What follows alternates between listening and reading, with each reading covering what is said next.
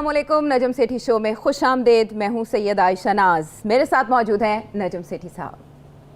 अस्सलामुअलैकुम। नजम सेठी साहब, हुकूमती तोपों का रुख मुस्लिम लीग नून की तरफ है एक बार फिर, और केस जो इस्लामाबाद हाई कोर्ट में लगा है राना शमीम वाला मामला, उनके एफिडेविट वाला मामला, उस मामले को लेकर नून लीग के हवाले से हुकूमत का ये नैरेटिव है कि अदलिया और मुख्तलिफ इदारों को मुतनाज़ बनाने में नून लीग हमेशा पेश रही है। तो मेरा ख्याल है हम ज़रा इस केस के हवाले से मैं आपको कुछ रिमार्क्स बना दूँ, फिर हम इस पर तबसरा तो कर नहीं सकते। हम एक और सवाल मैं आपके सामने रखूँगी जो कि बहुत इंपॉर्टेंट है। आज जब ये समाअत हुई तो इसके लिए फ़र्द जुर्म आयद करने के लिए साबिक चीफ जज पर और जो दीगर इस मामले में हैं, जिनमें सीनियर सहाफ़ी अंसार अब्बासी साहब भी शामिल हैं, उनके खिलाफ तौहीन अदालत केस में 7 जनवरी की तारीख मुकर्रर की गई है, उन पर फ़र्द जुर्म आयद कर दी जाएगी। अच्छा, इससे पहले जो हमारे अटर्नी जनरल साहब हैं, उन्होंने ये फरमाया था कि सिर्फ राना शमीम को आप देखें जो साबिक चीफ जज है, बाकियों का नहीं है इस मामले में इतना ज़्यादा रोल, लेकिन आज उन्होंने कहा कि सबको किया जाए इसमें शरीक। चीफ जस्टिस ने जो हम रिमार्क्स दिए, उन्होंने कहा है कि राना शमीम ने जो जवाब जमा कराया उसमें उन्होंने कहा है कि उन्होंने अपना हलफनामा किसी के साथ शेयर नहीं किया। इसका मतलब है जो बार आता है वो अंसार अब्बासी साहब पर आता है, जबकि अंसार अब्बासी साहब का मौक़िफ़ इससे अलग है, वो किसी मैसेज का भी तस्करा करते हैं। अच्छा, अतर मनल्ला साहब कहते हैं कि यूके में ऐसी मिसालें मौजूद हैं कि सहाफ़ियों को उनके सोर्सेज डिस्क्लोज़ करने को कहा गया, लेकिन हम ऐसा नहीं करने जा रहे इस केस में। और फिर उन्होंने ये कहा कि साबिक चीफ जस्टिस साकिब निसार का इस मामले से कोई ताल्लुक़ नहीं, उनसे जिसने जो करना है ना वो कर ले मामला। और फिर उसके बाद चीफ जस्टिस ने, इस्लामाबाद हाई कोर्ट के चीफ जस्टिस ने ये पूछा कि इस मामले के बेनिफिशरी कौन है। ये सवाल उन्होंने राना शमीम साहब के वकील लतीफ़ आफरीदी साहब से किया, उन्होंने इसका कोई जवाब नहीं दिया। और लेकिन उन्होंने कहा बहुत से और केसेस भी इंपॉर्टेंट पड़े हैं, तो आप ऐसे करें कि आप इसको जल्दी देखें इस मामले को। तो 7 जनवरी को अब फ़र्द जुर्म आयद होने जा रही है साबिक चीफ जज पे, जिनसे बाहर पूछा गया कि जब आप ये साइन कर रहे थे तो आप अकेले थे? उन्होंने कहा जी मैं अकेला था। आप किसके दफ्तर में थे? उन्होंने इस बात का कोई जवाब नहीं दिया। आप क्या समझते हैं, आखिरी बार जब ये समाअत हुई 20 दिसंबर को, तो चीफ जस्टिस साहब ये कह रहे थे कि अब हम इसे आज़ादी राय के उस तनाजुर में देखेंगे, और ये कि अब तौहीन अदालत का मामला नहीं है, this is an open inquiry के जजेस पर शकूक पैदा करने की कोशिश की गई, मुतनाज़ बनाने की कोशिश की गई। सवाल यहाँ पर यह कि आपको क्या लगता है कि ये मामला जो है अदालत से बाहर कुछ है और अदालत में कुछ और है, क्या है ये? आयशा, मुझे तो फ्रैंकली समझ नहीं आ रही। मुझे अटॉर्नी जनरल साहब के बयानों की भी समझ नहीं आ रही, और विद ड्यू रिस्पेक्ट मेरी कुछ अंडरस्टैंडिंग कुछ और थी जब मैंने चीफ जस्टिस साहब के रिमार्क्स पिछली दफ़ा के सुने, और मैंने शायद तारीफ़ भी की। मैंने कहा जी ये बात हुई ना, अब हम आ रहे हैं सही जगह पे, जिसमें उन्होंने कहा कि ये कंटेम्प्ट प्रोसीडिंग्स नहीं होंगी, मैं ओपन करूँगा इसको, this is an open inquiry कि इसमें सच क्या है झूठ क्या है।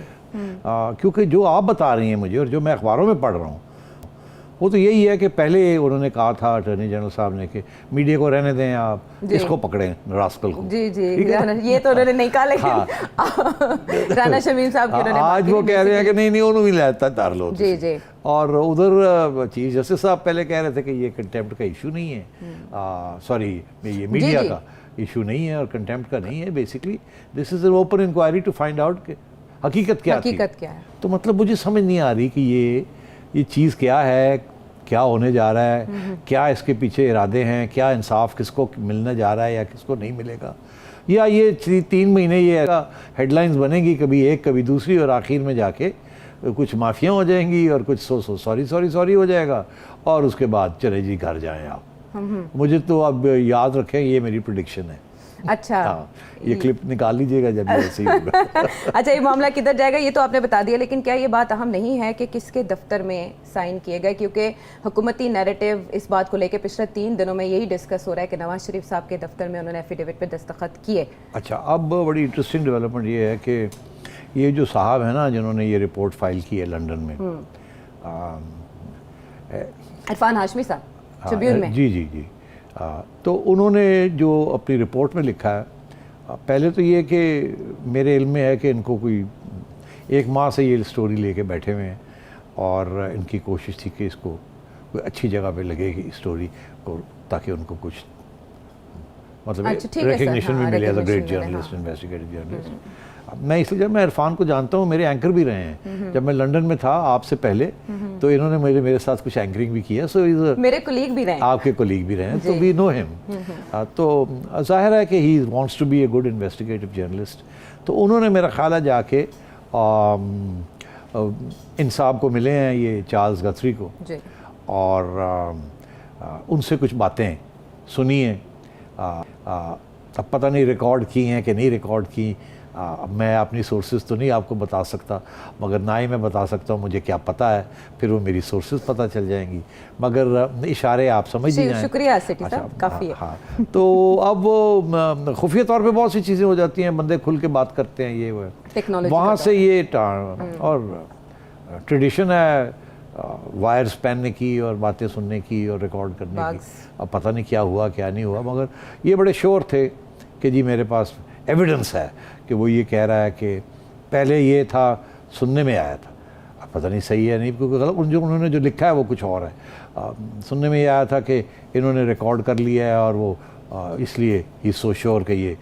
अब वो कहते क्या हैं, अब ये कहते हैं कि उन्होंने कहा, इनके पास एविडेंस है कि जी नवाज शरीफ साहब थे साथ राणा साहब के जबकि ये रिकॉर्डिंग हुई, ठीक।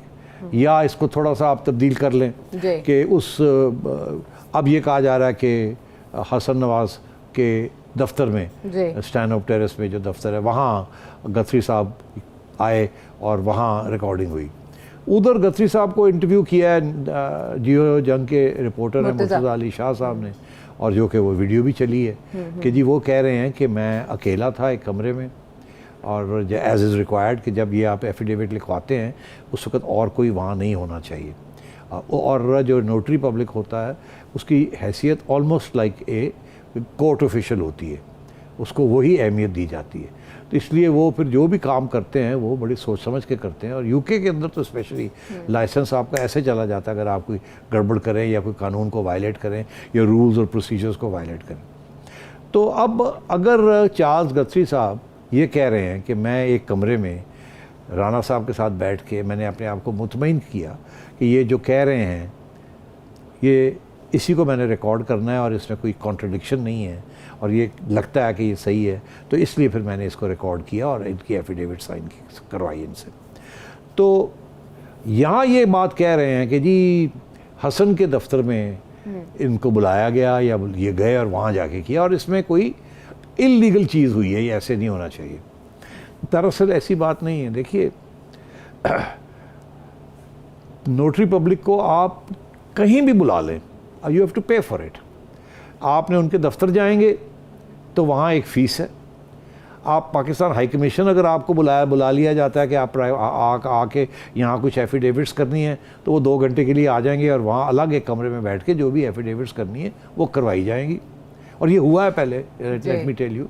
ज़रूरी नहीं होता कि आप नोटरी पब्लिक के दफ्तर जाएं, नोटरी पब्लिक आपके पास भी आ सकता है, मगर जो इम्पॉर्टेंट चीज़ ये है कि वहाँ जब ये रिकॉर्ड किया जा रही होती है आपकी स्टेटमेंट, तो उस वक्त सिवाय आपके और नोटरी पब्लिक के और कोई नहीं होना चाहिए। और दूसरी रिक्वायरमेंट ये है कि नोटरी पब्लिक ने अपने आप को सेटिस्फाई करना है कि आप के ऊपर किसी किस्म का ब्लैकमेल या कोई और प्रेशर नहीं है और आपकी कहानी जो आप बता रहे हैं उसके अंदर कोई कॉन्ट्रडिक्शन तो नहीं है। मतलब है कि बिल्कुल on the face of it should seem to be true, ताकि कल को अगर बुलाया जाए और पूछा जाए जी ये साइन डॉक्यूमेंट है, ये आयशा ने साइन किया हुआ है, नजम सेठी साहब आप नोटरी पब्लिक हैं, आपने अपने आप को मुतमईन किया था, आयशा ने अंडर प्रेशर से नहीं लिखवाया था। मैं कहूँगा नहीं, मैंने इनसे ठीक ठाक बात की थी, अपने आप को मुतमईन कर लिया था और कराया और मैंने वो लिख लिया और मैंने उसको नोटराइज कर दिया। ये ज़रूरी होता है कि notary public is like a witness.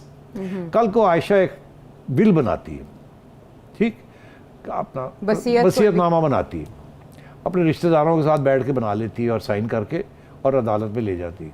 अदालत कहेगी ये जो जिन लोगों ने साइन किया है, जिसके सामने तुमने ये किया है, इनकी तो कोई हैसियत नहीं है। ठीक है, हम तो चाहेंगे कि या हमारे सामने बैठ के आप ये करें या नोटरी पब्लिक से करवाएं, बिकॉज वो भी एक किस्म का कोर्ट ऑफिशियल है, इज एन ऑफिशियल। उनका काम ही ये है नोटरी पब्लिक का, नोटराइज करना, ऑथेंटिकेट करना किसी चीज़ को, सनद देना, मुस्तनद करना। जी। और वो उनका जब नोटरी पब्लिक की मोहर लग जाती है तो फिर वो ये कहा जाता है कि ये ऑथेंटिक डॉक्यूमेंट है। एग्जाम्पल देता हूँ आपको, आप पासपोर्ट की अपनी कॉपी कोई मांगता है आपको, आप वीज़ा लेने जाते हैं तो आपको वो कहते हैं कि जी पासपोर्ट भी छोड़ दें और एक ऑथेंटिकेटेड नोटराइज्ड कॉपी भी दे दें। तो जो फोटोकॉपी होती है वो आप नोटरी पब्लिक के पास ले जाते हैं, ओरिजिनल कॉपी ले जाते हैं, नोटरी देखता है हाँ ये ओरिजिनल है, ये फ़ोटो कापी है, एक एक लफ्ज़ पढ़ता है, बिल्कुल वही है, कॉमा फुल स्टॉप वही है, इधर मोर लगा देता है, notified notary public as authentic copy of the original. अच्छा, फिर ये ज़रूरी नहीं होता कि आप ओरिजिनल डिपॉजिट करें, आप अपने पास रख लें और जो नोटराइज्ड कॉपी है वो आप अदालत में दे दें, it will be treated as original. अच्छा, तो ये काम होता है, ये ज़रूरी नहीं होता कि आप नोटरी के दफ्तर में जाके और वहाँ जाके ये करवाएं। और अगर ऐसी सूरत हाल है कि नोटरी पब्लिक जो है वो हसन नवाज़ के दफ्तर गया तो उसमें कोई इशू नहीं है, ना उसके लिए ना किसी और के लिए। अगर इशू होता तो वो कभी जाता ही ना।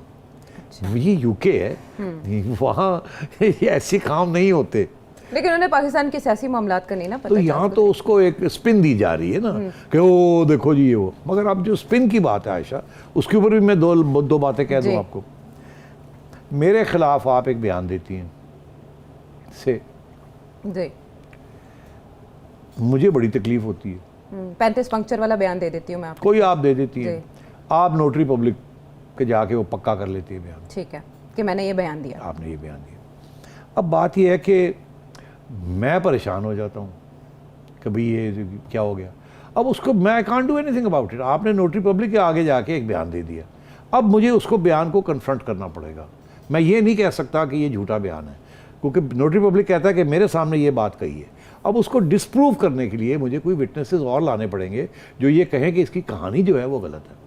तो अब सूरत हाल ये है कि अगर मेरे ख़िलाफ़ कोई इल्ज़ाम लगता है और मैं समझता हूँ कि कोई एविडेंस आ रही है बाहर, तो मेरा तो मैं कहूँगा अरे बुलाओ। वो ये नोटरी पब्लिक, आप ये कह रही हैं आयशा, आप आके मुझे कह रही हैं जी मैंने चीफ जस्टिस को सुना था, वो ये कह रहे थे मुझे, तो मैं कहूँगा ये तो बड़ी इंपॉर्टेंट डेवलपमेंट है, ये तो मेरे हक में जाती है। मुझे अपने हक को डिफेंड करने का हक है ना।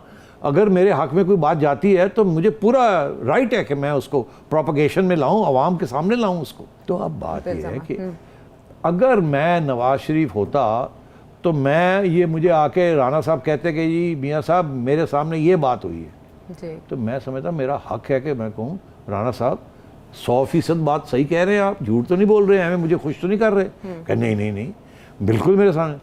कहेंगे अच्छा आवाम में ये पब्लिक में जाके आप कह सकते हैं, हिम्मत है आप में ये कहने की? है, बिल्कुल है जी। आगे से कोई बोलेगा सर और पब्लिक कहने का की फायदा है इन्होंने को एफिडेविट लिखना, ये कसम खाएं कि ये सही है। हाँ राणा साहब एफिडेविट लिखोगे, ये पक्की गल है जी, लिखांगा, लो जी लिखवा लो फिर। मतलब है कि मेरे तो हक में है ना कि ये बात आए बाहर, क्योंकि मेरे जहन में तो एक बात बैठी हुई है ना कि मेरे साथ मुझे इंसाफ नहीं मिला। और बात यह है हम तो चाहते हैं कि हमें एक आज़ाद जुडिशरी मिले, मगर वो एक आइडियलिस्टिक किस्म की सोच है ना, इतनी पावरफुल कि वो इतनी आज़ाद कोई हो ही नहीं सकता। और दूसरी बात यह है मैं आपको बताऊं, बाकी दुनिया के अंदर भी आज़ादी जो है वो एक एब्सोल्यूट चीज़ नहीं है, वो एक रिलेटिव चीज़ है। मेरी आज़ादी वहाँ ख़त्म हो जाती है जहाँ आपकी आज़ादी शुरू होती है। तो ये आज़ादी हर किस्म की होती है, उसको प्रोटेक्ट किया जाता है। तो दुनिया में ऐसी कोई जगह नहीं है जहाँ जुडिशरी इतनी इंडिपेंडेंट हो कि वो कोई और चीज़ को कंसिडर ही ना करे। तो मैं ये समझता हूँ कि अगर हसन नवाज़ के दफ्तर में राणा साहब ने कहा जी वहाँ जाके हम साइन करते हैं, तो उस पर कोई इशू नहीं है, ना ही उसको इशू बनाना चाहिए। मगर ये हुकूमत तो बनाएगी ना, उन्होंने तो डिस्क्रेडिट करना है। और अगर नवाज शरीफ साहब को सामने ये बात आई, और मैं होता नवाज शरीफ और मेरे आगे आके आयशा कहती मेरे पास ये खबर है, मैं कहते एफिडेविट दो जी, अवाम में दो, अब मीडिया में चलाएं इसको, और मेरा हक होता पूरा, बिकॉज मैं समझता हूँ मेरे साथ ज़्यादती हुई है और मुझे अपने आप को डिफेंड करना है और मुझे डिफेंस का मौका सही नहीं मिल रहा, और मेरे खिलाफ पब्लिक के अंदर भी प्रोपेगेंडा बहुत हो रहा है। तो इट इज़ माय राइट कि मैं भी अपने हक में जो कुछ मुझे नज़र आ रहा है या मिल रहा है मैं उसको पब्लिसाइज करूँ। हाँ ठीक है, लेकिन इसमें अटर्नी जनरल ये कह रहे हैं, सिटी साहब ने तफसील से एक्सप्लेन कर, अटर्नी जनरल का ये मौक़िफ़ है कि राना शमीम माने कि वो इस्तेमाल हुए हैं, और अगर वो ऐसा कर लेते हैं तो वो सिफारिश करेंगे कि उनके खिलाफ कोई कार्रवाई ना की जाए। बहरहाल फर्द जुर्म की तारीख मुकर्रर हो गई है, देखना यह है कि अब उस दिन क्या होता है। हम वापस आते हैं प्रोग्राम में एक ब्रेक के बाद।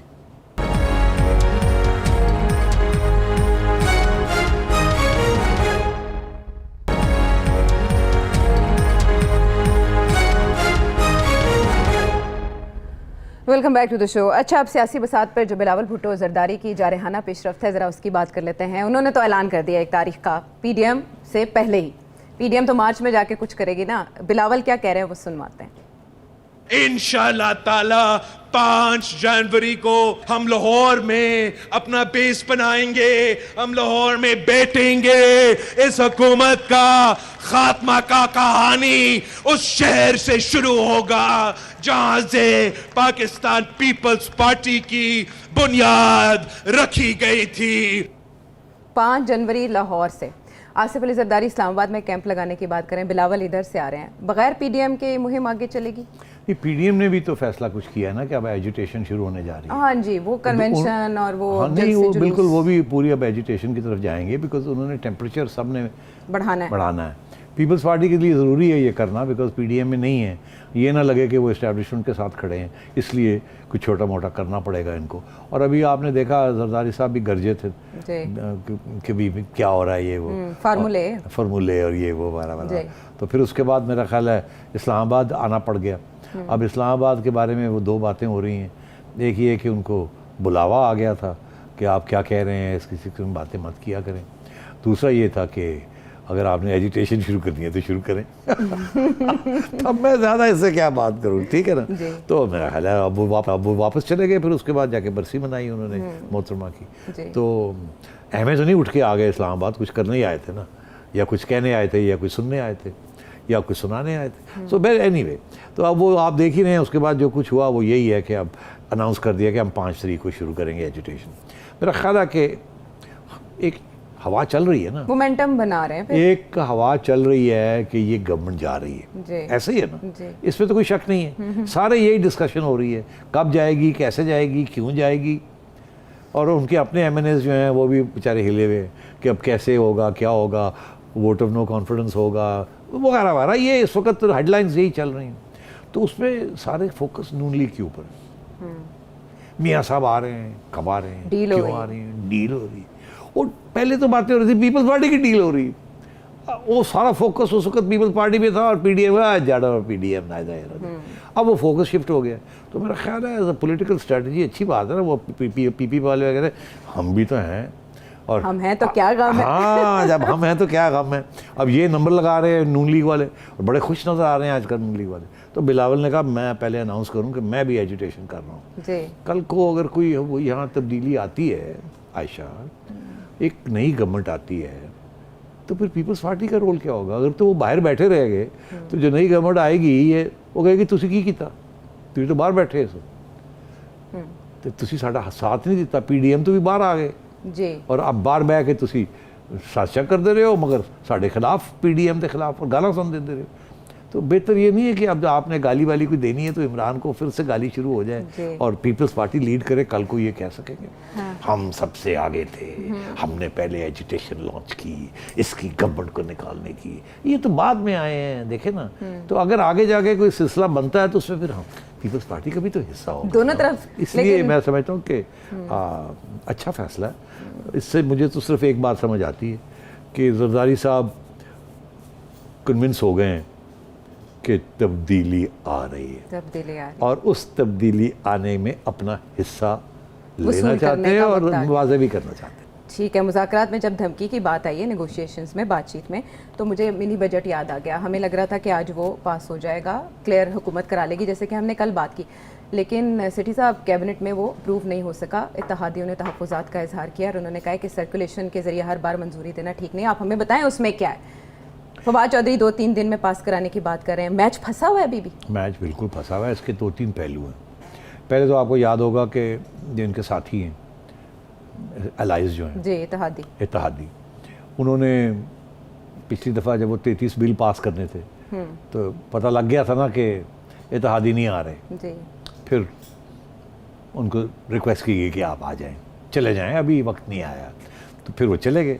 अच्छा, रिक्वेस्ट कह के ना आपने तरद्दुद से काम लिया है। मैं क्या करूं, फिर वो परेशान हो जाते हैं ना जी, तो सारी बात तो बाहर नहीं कर निकालनी। हाँ, तो इसलिए तो वो फिर इस दफ़ा इत्तेहादी कह रहे हैं, अभी ये नहीं कह रहे कि हम आ रहे हैं या जा रहे हैं, अभी वो थोड़ा सा पर पुर्जे निकाल रहे हैं। हाँ, हमें तो खाएं तो सही, आप सर्कुलर भेज देते हैं, साइन कर दो, ये क्या तरीका है। हम भी तो हैं ना यहाँ कैबिना में, हम भी आपके एलाइज हैं। जब भी गवर्नमेंट किसी किस्म की प्रॉब्लम में होती है ना, तो हर एलाई जो होता है ना इत्तेहादी, वो फिर बाहर निकल आता है, सानू ये भी चाहिए, सानू ये भी चाहिए, हमें ये भी दें, हमें ये भी दें। तो यही नेगोशिएशन होती है। अदरवाइज गवर्नमेंट आपको घास नहीं डालती। जब तक आप गवर्नमेंट को टाइट ना करें ना अपने गवर्नमेंट को, उस वक्त तक गवर्नमेंट इत्तेहादी को कोई घास नहीं डालती। ठीक है। तो घास खाने के लिए गवर्नमेंट को खिलाने के लिए गवर्नमेंट को टाइट करना पड़ता है। टाइट करने के लिए पेच कहीं और से आता है सेठी साहब, इत्तेहादी खुद नहीं करते? नहीं, इत्तेहादी खुद भी बड़ा ड्रामे वामे करते हैं, ब्लैकमेल करते हैं, मगर वो अगर ऊपर से ना आए तो फिर इत्तेहादी बेचारे कहाँ जाएंगे? ठीक है ना। तो वो इमरान खान साहब भी तो पूरे खिलाड़ी हैं ना, उनको भी पता होता है कि ये ऊपर से आ रहा है या ये एवं ही बोल रहे हैं, इनको मैं सीधा कर लूँगा। आपने देखा वो करते रहते हैं फ्रॉम टाइम टू टाइम, रोते रहते हैं इत्तेहादी, हमें लिफ्ट नहीं कराई। अब मुनिसिलाई को 3 साल के बाद जाके काबीना में जगह दी जी। और वो भी कोई टीचर सी जगह चीज़ दे दी। 3 साल खान साहब ने उनको एंटरटेन ही नहीं किया। और इत्तेहादी जो थे चौधरी साहब, वो सारे बड़े गुस्से में थे, ये वो कर क्या सकते थे? कुछ नहीं कर सकते, और जाएँ कहाँ? इसलिए तो ये अब सिचुएशन है। अब उन्होंने इत्तेहादियों ने कहा कि जी हमें दिखाएं, कल दिखाना है कैबिनेट में। इसका सिर्फ एक मकसद है, जी। थोड़ा डिले करना। उससे क्या फ़ायदा होगा? देखिए, जब तक तय ना हो जाए कि हाउस पूरा मिलेगा, अच्छा, उस वक्त तक बिल नहीं आएगा। इसका मतलब फ़ोन नहीं जा रहे? अच्छा, इत्तेहादियों ने ये डिले किया ना कि जी हमें पहले दिखाएं क्या है। इसका मतलब इत्तेहादियों को भी सिग्नल नहीं आया कि जाना है कि नहीं जाना। तो अभी थोड़ी सी खिंचाई हो रही है, अभी थोड़ा सा और खींचो, अभी पता नहीं यार हमें जाना है नहीं जाना, आना है नहीं आना। उनको भी पता लग जाए कि ऐनी भी गल नहीं किसी लम्बे पै जाओगे। तो ये बात थोड़ी सी चलाने की कोशिश कर रहे हैं, मगर बैकग्राउंड में ये है कि जिस दिन ये होगा उस दिन सारे आएंगे या नहीं आएंगे, और वो उसको पक्के करने की कोशिश हो रही है। इसीलिए पहले भी मुलतवी हुआ ना, और मैंने कहा था ये बड़ा इंपॉर्टेंट है, इससे बहुत सी चीज़ें सामने आ जाएंगी। क्या इत्तेहादियों को इशारा आ गया कि जाएं, या इशारा आ गया कि ना जाएं, या कोई इशारा नहीं आया और वो कन्फ्यूजन में बैठे हुए हैं कि अगर इशारा नहीं आया तो फिर नहीं जाते, इसका ये मतलब है कुछ होने जा रहा है, एंड सो ऑन। तो ये चीज़ें सॉर्ट आउट होंगी, फिर जाके बात आगे बढ़ेगी। मैं ये समझता हूँ कि इवेंचुअली ये जो बिल है ये पास होना ही होना है, और ये बड़ी जल्दी इसको पास करना पड़ेगा, इसको देर नहीं करनी इसके अंदर। ये 2 बिल्स जो हैं, एक मिनी बजट और एक दूसरा, क्योंकि उसके साथ पैसे आने हैं IMF से, और वो पैसे ना आए तो मईशत की बड़ी सब प्रॉब्लम है। तो जाते ये कह दूँ मईशत की बातें हो रही, क्या बात है। और आज हमने ये सुना 70 साल के बाद, आयशा, हमें मुईद यूसुफ साहब ये बताते हैं, नेशनल सिक्योरिटी एडवाइज़र, कि नेशनल सिक्योरिटी जो है उसके अंदर मईशत का बहुत बड़ा रोल है। हमने 70 साल में ये नहीं सुना था मईशत दी ऐसी थी तैसी। नेशनल सिक्योरिटी का मतलब है टैंक्स एंड गन्स, जो समझ आई आपको, और जिहादीज़ एंड मुजाहिदीज़, वो नेशनल सिक्योरिटी थी। अब हमें पता चल रहा है कि नहीं, नेशनल सिक्योरिटी के अंदर जियो इकोनॉमिक्स इज़ वेरी इंपॉर्टेंट और मईशत इज़ वेरी इंपॉर्टेंट। आप मेरी बात समझ रहे हैं? मैं लिंक कर रहा हूँ इन चीज़ों को, इसलिए ये बिल पास करने बड़ी ज़रूरी हैं। ये जो नई जियो स्ट्रेटजी बन रही है, जियो इकोनॉमिक्स जो बन रही है, या जो नया ये आ रहा है नेशनल सिक्योरिटी का बयानिया, उसके अंदर इकोनॉमी को स्ट्रेंथन करना बड़ा ज़रूरी है, आम आदमी का तहफ़्फ़ुज़। और उसमें 2 चीज़ें, आम आदमी का तहफ़्फ़ुज़, क्योंकि आम आदमी आजकल गालियाँ दे रहा है, सिर्फ एक सियासी जमात को नहीं, रियासत के इदारों को भी दे रहा है। उसके साथ जब रियासत के इदारों को गालियाँ पड़नी शुरू हो जाती हैं तो फिर नेशनल सिक्योरिटी ख़तरे में आ जाती है। इसलिए मईशत गिर रही है, हुकूमत मिसमैनेजमेंट कर रही है, हुकूमत को लाने वाले इस्टेब्लिशमेंट है, इस्टेब्लिशमेंट को नेशनल सिक्योरिटी के साथ बराह रास्त उनका ताल्लुक है।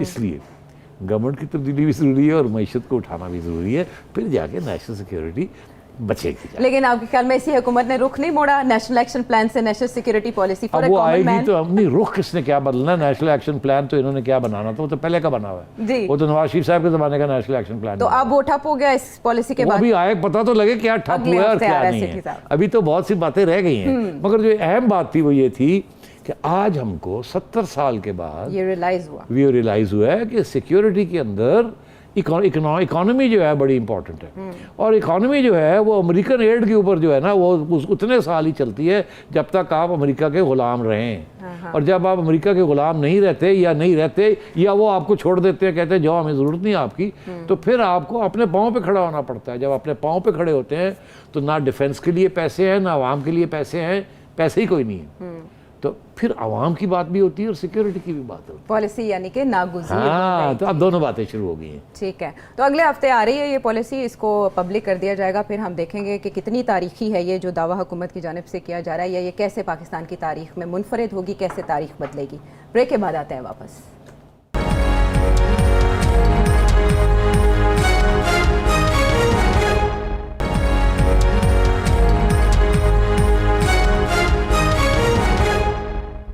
Welcome back to the show. Break पर जाने से पहले नेशनल सिक्योरिटी की बात हो रही है, वो इंटरनल भी होती है और एक्सटर्नल भी होती है। एक्सटर्नल सिक्योरिटी से मुतालिक दो थ्रेट्स हैं पाकिस्तान को बहुत बड़े, फवाद चौधरी साहब उनका जिक्र कर रहे हैं, वो सुनवा देते हैं। दो एक्सट्रीमिस्ट रजीम्स पाकिस्तान के राइट और लेफ्ट के ऊपर उभरी हैं। एक तरफ अफगानिस्तान है जहां पे तालिबान जो है वो वहां पे आ गए हैं, इसी तरीके से इधर एक हिंदू एक्सट्रीमिज्म जो है वो खड़ा हो रहा है। इन दोनों से जो लड़ाई है ये पाकिस्तान की सबसे अहम लड़ाई है। ये फवाद चौधरी साहब अफगानिस्तान की जो बात कर रहे हैं उसमें बड़ी कॉन्ट्रडिक्शन है खान साहब के मौक़िफ़ में और उनके मौक़िफ़ में। वो रियासत मदीना की बात करते हैं, फवाद चौधरी साहब बात करते हैं कि मजहबी रियासत के तौर पर कायद-ए-आज़म भी नहीं देखते थे पाकिस्तान। खैर वो अलग बात। इंडिया में क्या हो रहा है सेठी साहब? नहीं, इंडिया और अफगानिस्तान दोनों में क्या हो रहा है? क्या हो रहा है? अफगानिस्तान में हमारा ये ख्याल था कि जो तालिबान आए हैं ये बड़े इनमें और वो 2000 वाले तालिबान में 1997 में जो आए थे वो फ़र्क है। वो उसको ऐसे लोग कहते हैं कि वो तालिबान 1.0 वर्जन था सॉफ्टवेयर का, अब आ गया 2.0, अपग्रेडिंग हो गई। कुछ लोगों की उम्मीद थी कि समझ भी आ गई और ये अब जाके बड़े प्रैग्मेटिक और रियलिस्टिक हो जाएंगे और एक इंक्लूसिव गवर्नमेंट फॉर्म करेंगे जिसमें बाकी लोग भी होंगे और इतनी मज़हब के ऊपर इतना जोर नहीं होगा और वो भी एक सेक्टेरियन किस्म का मज़हब। मगर हुआ ये कि और उसके ऊपर सारी डिपेंडेंसी थी कि जी रिकग्निशन होगी नहीं होगी, ख़वातीन के हकूक़ होंगे नहीं होंगे, बाकी लोग जो हैं जिन्होंने उस पुरानी रेजीम के साथ साथ दिया उनके साथ ज़्यादती नहीं होगी वगैरह। शुरू में तो ये इन्होंने ऐसे ही किया, मगर अब आहिस्ता आहिस्ता ये 2.0 नहीं पहुँचे, ये अगर 1.3 पे 4 पे जा रहे थे तो वापस रिवर्जन शुरू हो गई है। अब फिर वो तालिबान जो है स्लाइड करना शुरू कर गए और वो फिर एक्सट्रीमिस्ट किस्म की पोजीशंस उन्होंने लेनी शुरू कर दी। तो एक तो उस तरीके से जो फवाद चौधरी साहब कह रहे हैं उससे कुछ वज़न है कि अगर वो थोड़े लिबरल हो जाते, थोड़े से प्रैग्मेटिक हो जाते तो बेहतर रहता, मगर वो अभी भी वो जो एक्सट्रीमिस्ट किस्म की जो मजहबी तालीम है उनकी वो सामने आ रही है और वो अभी भी उस किस्म की आज़ादी और इंक्लूसिवनेस, प्लूरैलिटी, इन सबको साथ लेके चलने वाली बात नहीं कर रहे, जिसकी वजह से उनकी रिकग्निशन भी रुकी हुई है इंटरनेशनल। इधर आ जाइए इंडिया। इंडिया में क्या हो रहा है? इंडिया में ये हो रहा है कि इतनी मैसिव एक्सट्रीमिज़म हो रही है जो 70 साल के बाद इंडिया एक सेकुलर रियासत थी जो कि आइन के अंदर लिखा हुआ है और आइन अभी भी सेकुलर है, मगर नरेंद्र मोदी ने आके वो सारा कुछ तब्दील कर दिया। पहले ये सबसे बड़ा ख़तरा था कि ये जो कानून ला रहे हैं ये मुसलमानों के ख़िलाफ़, और अभी भी वो एक बहुत बड़ी मुहिम है एंटी मुस्लिम, जिसके ऊपर काफ़ी लोगों ने परेशान हुए कि ये क्या कर रहा है, एक सेकुलर रियासत को इस तरीके से नहीं तब्दील किया जाता। मगर अब क्या हो रहा है आयशा कि वहाँ क्रिश्चियंस के ख़िलाफ़ भी ठीक ठाक किस्म की हिंदू एक्सट्रीमिस्ट जो हैं उनको भी टारगेट कर रहे हैं और अटैक कर रहे हैं। ये अभी हाल ही में वहाँ दिल्ली के कुछ 150 मील दूर उत्तराखंड जगह है, वहाँ एक बहुत बड़ी कॉन्फ्रेंस हुई है जिसमें हर किस्म के राइटिस्ट, RSS के लोग भी और अदर राइटिस्ट हिंदूज भी जिन्होंने शिरकत की, बड़े लोग भी थे वहाँ बीजेपी। और वहाँ उन्होंने जो कॉन्फ्रेंस के एजेंडे के ऊपर जिस किस्म की बातें की हैं वो बात यही थी कि जी जहाँ मुसलमान मिले उसको मार दो या उसको को कन्वर्ट करके और हिंदू बने, क्योंकि उनका ये मौक़िफ़ है कि मुसलमान हिंदुओं को मुसलमान बनाया गया मुग़लों के ज़माने में, उससे पहले कन्वर्जन्स हुई, तो अब वो कहते हैं वापस जाओ हिंदू बनो। तो इसलिए वहाँ एक पूरी मुहिम चल रही है मुसलमानों के ख़िलाफ़, और ये अब पूरा साल डेढ़ हो गया जब से ये शुरू हुआ है, और अब जाके क्रिश्चियंस के ऊपर अटैक आनी शुरू हो गई। और अभी न्यूयॉर्क टाइम्स और वाशिंगटन पोस्ट के अंदर, जो कि कभी भी इंडिया की सेकुलरिज्म के ऊपर कभी कोई मजबून खिलाफ नहीं लिखते थे, हिंदुस्तान के ख़िलाफ़ नहीं लिखते थे, एक रोमांस था उनका इंडिया के साथ, जमहूरियत है, सेकुलर है, वाह वाह वाह। अब पहली दफ़ा वहाँ अमेरिका के अंदर इंडिया के ख़िलाफ़ ये बातें आ रही, कश्मीर के ऊपर पहली दफ़ा वहाँ बातें आनी शुरू हो गई हैं कि जी कितनी ह्यूमन राइट्स वायलेशंस हो रही। वो तो बड़ी तकलीफ़ हुई, मगर अब जो हो रहा है ये तो ज़्यादा तकलीफ़ होगी। उसकी वजह ये है कि वो जो सो कॉल्ड सेकुलर इशू था, कश्मीरियों को तो कहा ना पाकिस्तान, जिहादी, इस्लाम, अब तो वो बात ही नहीं है, अब तो इनकी सेकुलर रियासत को खतरा है। तो अब दुनिया के जो राइट जो सेकुलर रियासतें हैं या जमहूरी रियासतें हैं वो इंडिया को टारगेट कर रही हैं, इनको अब तकलीफ़ हो रही है। अभी इंडिया को रेड लिस्ट के ऊपर डाल दिया गया है। अमेरिका के अंदर एक कांग्रेस फंडेड एक इदारा है for religious freedom, commission on religious freedom, उन्होंने इंडिया को रेड लिस्ट पे डाल दिया है कि जितनी वहाँ माइनॉरिटीज़ की प्रोसिक्यूशन हो रही है और प्रोसिक्यूशन हो रही है और उनके खिलाफ जो लिंचिंग हो रही है, मारा जा रहा है, कन्वर्जन्स, अब क्रिश्चियंस को जाके पकड़ के ला के और कह रहे हैं आप हिंदू बने और नारा लगाएं जय श्री राम। और आधी स्टेट्स इंडिया की जो स्टेट्स हैं 20-30 स्टेट्स हैं, ये 29 हैं, ये 31 हैं, जितनी भी हैं 30 के करीब हैं, वो उनमें से आधी स्टेट्स जो हैं वहाँ कानून पास हो गए हैं कन्वर्जन के कि जी कन्वर्जन्स नहीं होंगी। वो क्यों? कि वो इल्ज़ाम ये था कि क्रिश्चियंस जो हैं सदियों से हिंदुओं को कन्वर्ट कर रहे हैं, Christian missionaries into becoming Christians. और वो कौन से लोग थे जो कि हिंदू थे और वो क्रिश्चियन बन गए? वो लोअर कास्ट दलित्स, जो कि हिंदुओं अपने हिंदू कल्चर के अंदर भी उनको अनटचेबल्स कहा जाता है, उनके ऊपर तशद्दुद किया जाता है और थर्ड क्लास सिटीजन बनाया हुआ उनको। वो जाहिर है कि अपने आप को फर्स्ट क्लास सिटीजन किसी मज़हब, तो उन्होंने वो कन्वर्जन्स का हिस्सा है। अब इन्होंने कानून पास करने शुरू कर दिए एक तरफ कि जी क्रिश्चियंस जो हैं मिशनरीज वो हिंदुओं को क्रिश्चियन नहीं बनाएंगे, क्योंकि वो गरीब लोग तैयार हो जाते थे ना, क्योंकि उन्हें इज़्ज़त मिलती थी यहाँ और वहाँ गालियाँ पड़ती थी। तो एक तो ये उन्होंने करना शुरू, दूसरी तरफ ये कानून पास करके भी मुसलमानों के ऊपर जो तशद्दुद हो रहा है वो एक किस्म का प्रेशर है कि आप कन्वर्ट करें वापस इनटू हिंदू, बिकमिंग तो हिंदुत्व वाला नजरिया। तो ये मैं कह रहा हूँ कि इंडिया के अंदर जिस किस्म के जुल्म हो रहे हैं ऑन माइनॉरिटीज, हम कहते थे कि पाकिस्तान के अंदर माइनॉरिटीज़ को प्रोटेक्शन नहीं मिलती और हमारे ऊपर इल्ज़ाम ये लगता था कि जी क्रिश्चियन कम्युनिटी माइग्रेट कर गई यहाँ से और कुछ मुसलमान थे एक ज़माने में उनको नॉन मुस्लिम करार दे दिया गया एंड सो ऑन। वो हमारे पे इल्ज़ाम लगते हैं कि जी यहाँ माइनॉरिटीज़ की प्रोटेक्शन नहीं है, ख़वातीन की प्रोटेक्शन नहीं है, यहाँ इतनी रेप्स होती हैं, यहाँ इतनी अडल्ट्री, ये होता है वो होता है, ये सारी बातें, not adultery but everything else. तो अब बात ये है कि इंडिया के अंदर जो कुछ हो रहा है वो अब दुनिया उसको देखने लगी है। और नरेंद्र मोदी जो है, ये जो उत्तराखंड में जो कॉन्फ्रेंस हुई है, जिस किस्म की बातें वहाँ हुई हैं, अनबिलीवेबल। वहाँ इलेक्शन हो रहे हैं जी, उत्तर प्रदेश में भी, यहाँ और उत्तराखंड में भी, और वहाँ नरेंद्र मोदी साहब खुद कैंपेन कर रहे हैं योगी आदित्यनाथ के। हाँ, जो इनकम्बेंट चीफ मिनिस्टर है उसके लिए वो हार्ड लाइनर हैं जो। हाँ, वो बिल्कुल योगी वो सबसे आगे हैं, सबसे आगे है वो ये एंटी मुसलमान सेंटिमेंट को यूपी के अंदर। तो अब बात ये है कि ये सूरत हाल है और लोग ये सवाल पूछ रहे हैं नरेंद्र मोदी चुप क्यों है, और उधर दुनिया जो है वो जाग रही है और देख रही है कि हिंदुस्तान के अंदर हो क्या रहा है।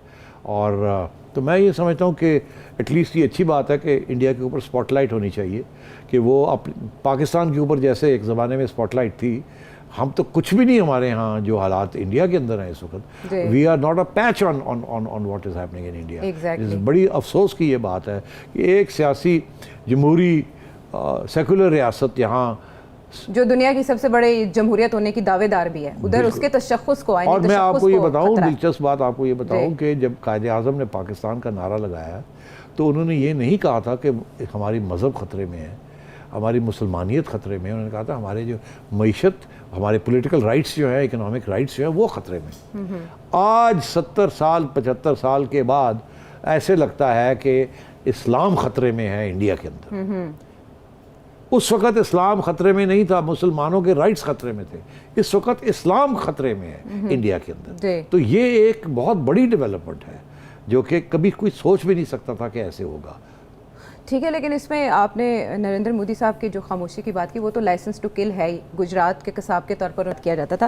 लेकिन सेठी साहब, क्वेश्चन यहाँ पर ये भी उठते हैं कि वहाँ की अपोजिशन रहनुमा जो हैं वो क्यों मोहतात रद्द-ए-अमल? बड़ी अच्छा सवाल है, वो भी बड़े परेशान हैं मगर डरते हैं। अच्छा। इस वक्त 70% हिंदुस्तान की आबादी ने जो है वो नरेंद्र मोदी के साथ उनकी सिंपथीज़ हैं और वहाँ एक वेव है हिंदुज़म की। मैं आपको बताऊँ ये इसका जो बैकग्राउंड है, बस 1 मिनट के अंदर। जी जी। देखिए, जब ये हिंदुज़म की जो राइज़ है, कब से, जहाँ से शुरू हुई, कहाँ से शुरू हुई, वो कहते ये हैं कि एक सिविलाइजेशन थी, इंडियन सिविलाइजेशन, उसके अंदर मुसलमान भी थे, क्रिश्चियन भी थे, सब किस्म के लोग थे, बुद्धिस्ट भी थे, जैन भी थे, हिंदू भी थे, सारे थे, ठीक है। सिख भी थे। मगर हुआ ये कि एक क्रिश्चियन सिविलाइजेशन बन गई, और जो अमेरिका ने, बरतानिया ने जो बम बनाया, एटम बम, वो क्रिश्चियन बम था, क्योंकि उस वक़्त और किसी मज़हब के पास बम नहीं था। ठीक है। उसके बाद इजराइल ने बना लिया, उन्होंने कहा जी यहूदियों ने भी बम बना लिया है, यहूदी बम, ईसाई बम, इसराइली बम, जी फिर कन्फ्यूशियस चाइना बम, जी फिर कम्युनिज्म, वो भी मज़हब है ना, कम्युनिज्म, कन्फ्यूशियज्म, ये सब मज़हब थे। जी। तो उन्होंने कहा जी ये सब सारे ने मजहबी बम बना लिए, ये सिविलाइजेशनल अप्रोच है टू न्यूक्लियर पावर। तो पावर के लिए एक सिविलाइजेशन चाहिए, और सिविलाइजेशन मज़हब के ऊपर होनी चाहिए, और सिविलाइजेशन एक ही मज़हब के ऊपर हो सकती है, दो के ऊपर नहीं हो सकती, प्लूरलिज्म नहीं हो सकती। इसलिए, और आखिर में ये हुआ करेगा जी, वो इस्लामी बम भी बन गया पाकिस्तान में। हाँ जी। तो अब एक हिंदू बम चाहिए हमें। ठीक याद रहे जब इन्होंने टेस्ट किया था तो इन्होंने कहा था स्माइलिंग बुद्धा। जब हिंदुस्तान ने 1974 में टेस्ट किया था जी। तो उस वक्त इन्होंने कहा था this is a smiling Buddha, मतलब है smiling Buddha is peace. Right, उसको नाम ये दे दिया था। हाँ, बुद्धा। उनके अपने मुताबिक अब तो वो स्माइलिंग हिंदू बुद्धा। बम बनाने, अब वो हिंदू सिविलाइजेशन को प्रमोट कर रहे हैं। इसमें ना मुसलमानों की कोई जगह है, ना क्रिश्चियन की कोई जगह है उस सिविलाइजेशन में। अच्छा, नहीं इंतहा तो पसंदी किस ये अब नजरिए पर एक परवान चढ़ रही नया, है। जिसे कहते हैं ना, सितारों के साथ राब्ते, cosmological political approach to politics and to states. Classification क्या हो सकती है बॉम्ब्स की, सेठी साहब ने हमें बहुत अच्छे अंदाज में समझा दिया। टेलीविजन स्क्रीन पर नंबर आपके सामने, सवाल भेजिए, सेठी साहब तक पहुंचेंगे, और फीडबैक भी अगले प्रोग्राम तक के लिए। अल्लाह ने कहबान।